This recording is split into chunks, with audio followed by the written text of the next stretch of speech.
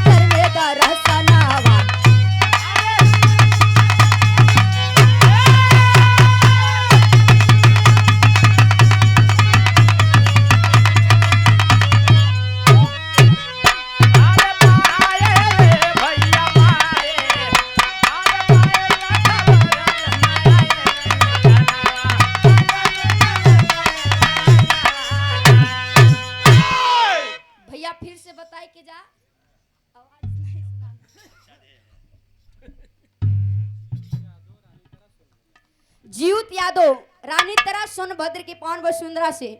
बड़े भैया की ओर से 1 रुपए दे के सम्मान किया गया। सोनम में कोट मैंने हम जनता से आशीर्वाद कम ए भैया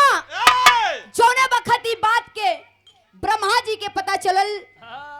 तो उनकर दर्शन करे खातिर चलल बाड़े। लेकिन भैल का मास्टर टेरिस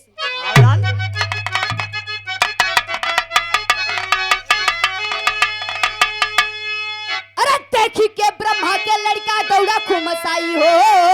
अरे दोनों हाथे ब्रह्मा जी के गहरा दम का भाई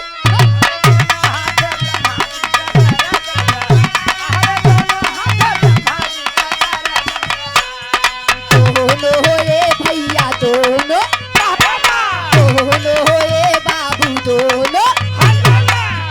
हाथे ब्रह्मा जी का गहरा दम का भाई हो। बोला लड़का तुमका साले तुझे तो जैसे लागे ब्रह्मा आरती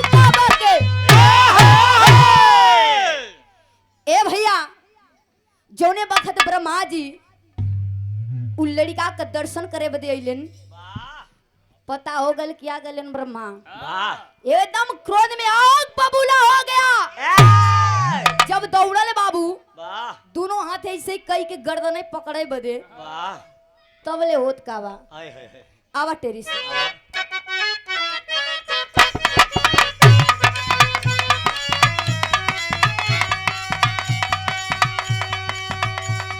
समुद्र है भैया समुद्र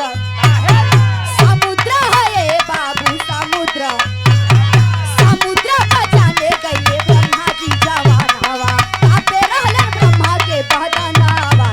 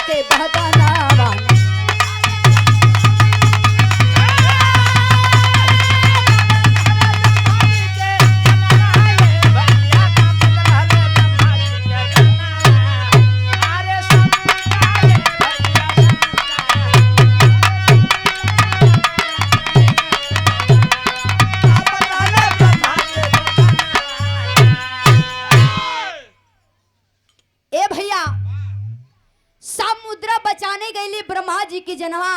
कापत रहले ब्रह्मा के बदनवाना तब ले होत का बा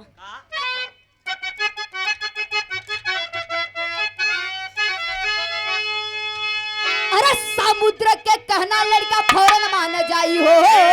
छोड़ा तो बा गर्दन ब्रह्मा के बचा जिंदगानी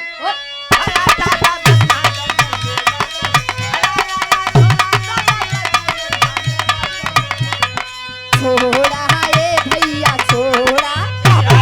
छोड़ा है बाबू छोड़ा छोड़ा तो बा गर्दन ब्रह्मा के बचा जिंदगानी हो वही दिन से ब्रह्मा उसके नाम दिले रानी हो ध्यान से सुने लता बजाई के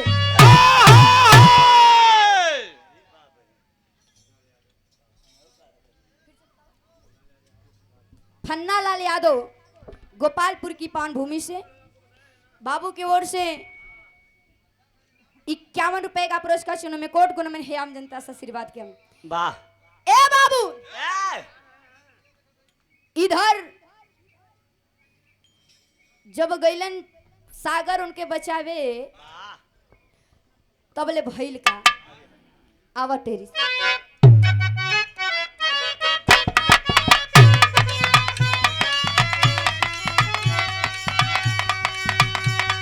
ब्रह्मा है भैया ब्रह्मा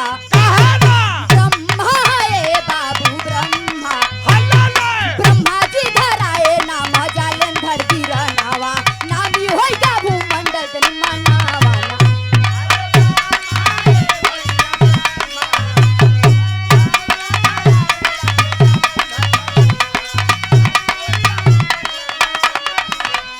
अरे नामी होइगा भूमंडल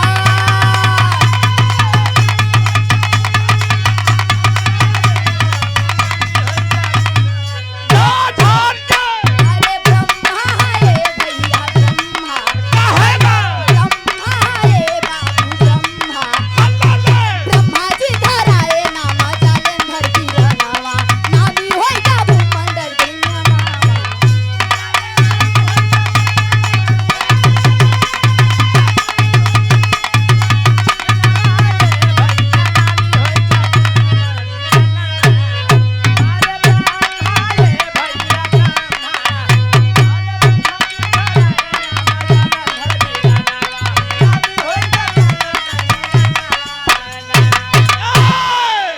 ओही समय ए भैया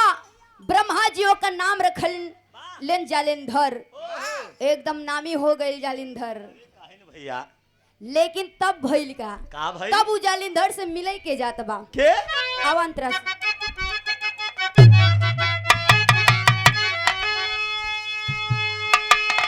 अरे शुक्राचार्य गईले एक दिन ब्रंधर के धवनवा अरे देखी करके जालिंधर कैले पड़ी ना मावा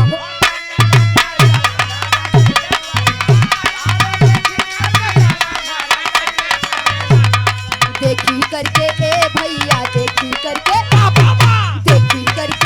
बाबू देखी करके जालिंधर कैले पड़े राम हो पूछे लगे बात जालिंधर जाने ना जान हो राहु के जवाने का बताई के ए भैया इधर जब शुक्राचार्य से जालिंधर से मिले गए वाह तो देखल है तो अपन सिर झुका लेलेस वाह अपन सिर झुका लेलेस है पूछे लगन कि प्रभु है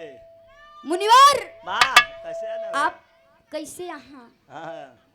तब मुनिवर कहलन कि मारे के हा है मारे के हा है राहुल के गर्दन काटे के हतो के है तब इतना बात सुन के उ कैलेश का जालेंधर वाह आवटे वाह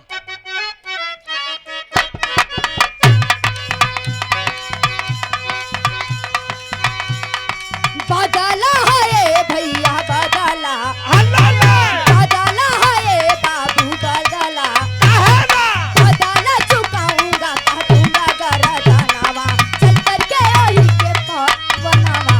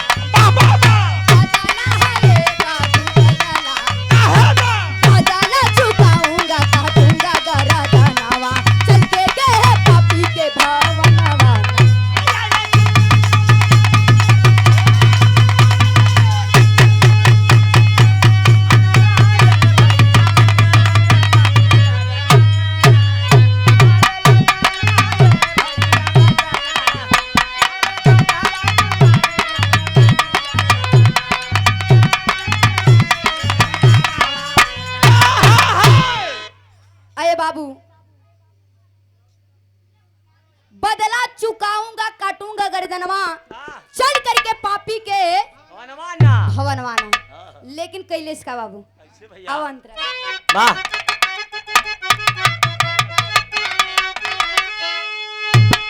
अरे कवने अभिमान से गुमान कैले भारी हो अरे भेदिया बतावा ना पकड़ के दे मारी हो भेदिया बतावा ना भेदिया ये भैया भेदिया भेदिया ये बाबू भेदिया भेदिया बतावा ना पकड़ के दूंगा मारी हो ओ बैदा सारा कगर दाना उतारी हो पूरा दत्ता चले बताया पके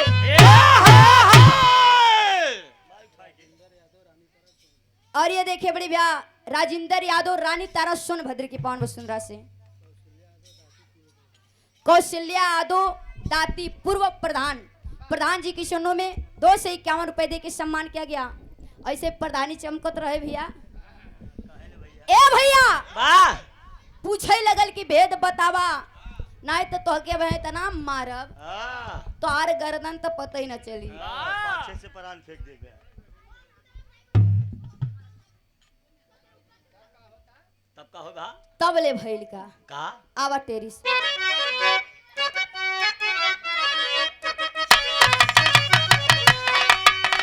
अरे बाबू कहे लगल कि बतावा नहीं पूरा भूमंड उठा के सरवर में फेंक दे वाह, लेकिन यही कहानी समाप्त भइल। हाय हाय, आगे गुरु घराने का पिता पैतरा बदल की हाय हाय।